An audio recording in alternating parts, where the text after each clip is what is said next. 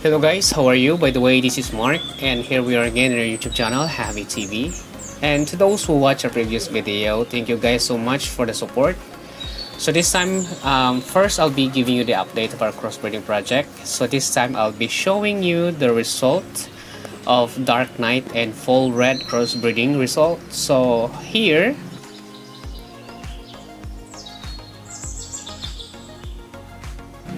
our female, as what you can see, there is no new on their pattern. It's like from Mosaic and Red Magenta strain. And this is just what we retrieved because unfortunately some of them died due to infection. But gladly we have the male and female pattern.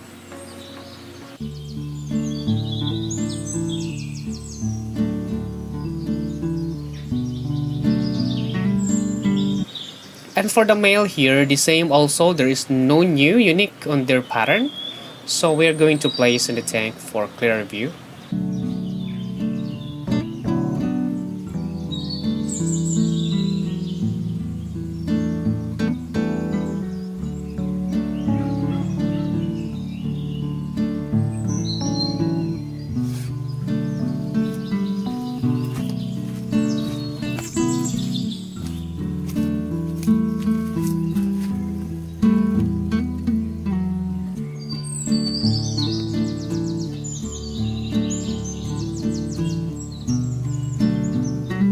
So for me, as what I've said, there is no unique pattern for me, but I believe we have different taste and preferences when it comes to their pattern and color.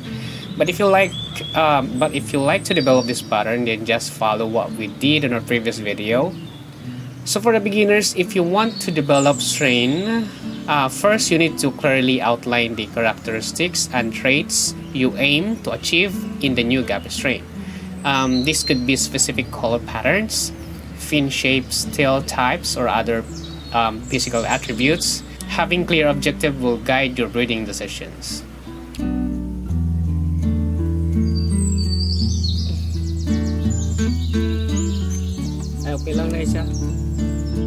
So let's go to other Guppies crossbreeding projects. So this time, guys, I want to cross the gold Guppy and the Redlace Gupfish because somehow I'm a little bit curious what will be the result of this project. And I know some of us already think ahead that we will have a gold lace pattern, and that's not a bad result for me.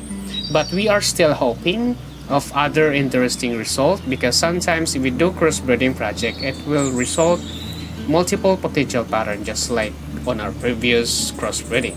So hopefully it will result to that.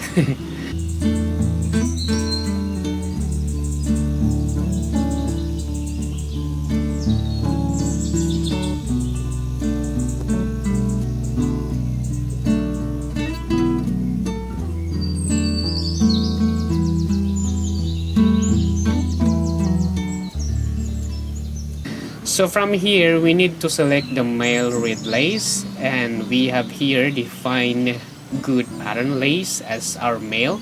So this will pair to gold female. And from here, we'll be selecting female Redlace also. It's a ribbon type to be paired with gold male Gupfish. Selecting parental stock. Sometimes we have to choose paired fish with the desired traits. It is important to start with healthy and genetically diverse fish to ensure a strong foundation for the new strain that we are going to create. And you need to sometimes we need to understand genetics. It's a little bit funny if I see or hear the word genetics because it's been an issue here in our country when it comes to when we talk about the genetics, just like that, Gupfish genetics. It's became an issue here in the country. But understanding genetics and studying in depth in genetics is different, so you have to understand that. All right, as much as possible, we have to learn even a little bit or a basics of Gupfish genetics, and we have to learn about their principle, inheritance patterns, and genetic makeup of the Gupfish. Of course, because this knowledge will help us to predict the potential outcomes of the different crosses and makes us avoid unintended results. All right, hope you understand that. And controlled breeding. Sometimes we need to keep detailed records of the parent fish, their lineage, and their breeding process, and use controlled breeding to achieve the desired traits and to avoid introducing unwanted traits, and carefully observe the offspring as they develop. And you have also to keep that in mind in any variations in color, pattern, or other traits. And you have to do irregular monitoring will help you identify a fish with the desired characteristics for further breeding.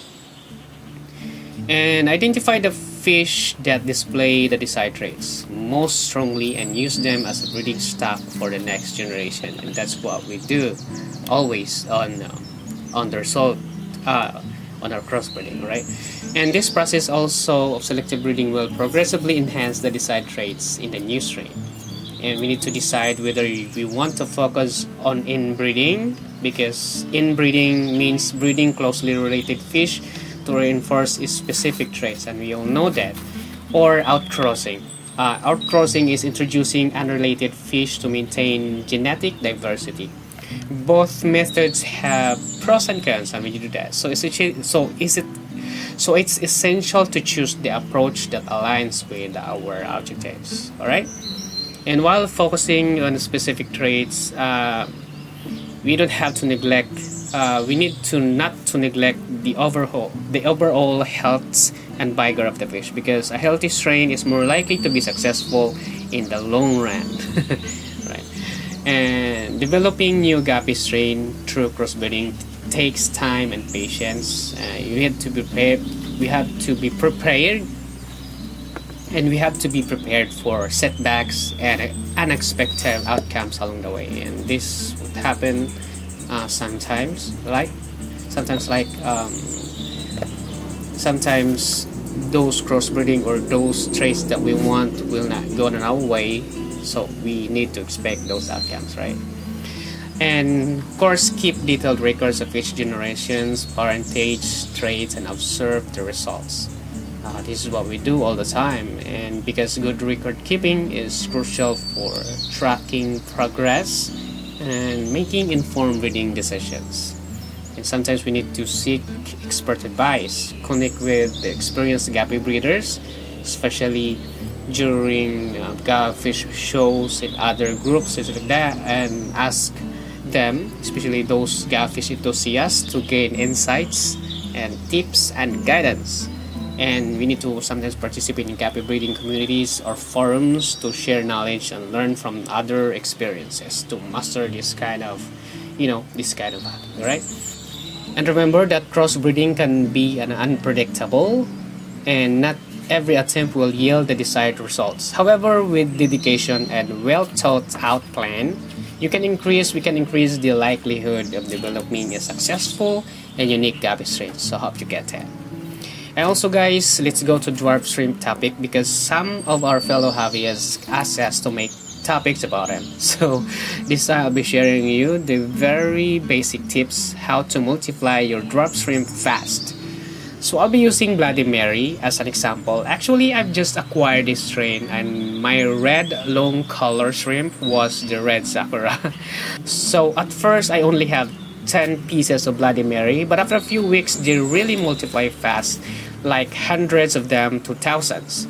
So the technique is you just have to change the water once or twice a week, because they really multiply fast if you do that, and they really like it. And just feed them with fish food. That's what you have to feed to your fish. Just use ordinary fish food once a day and they will like it.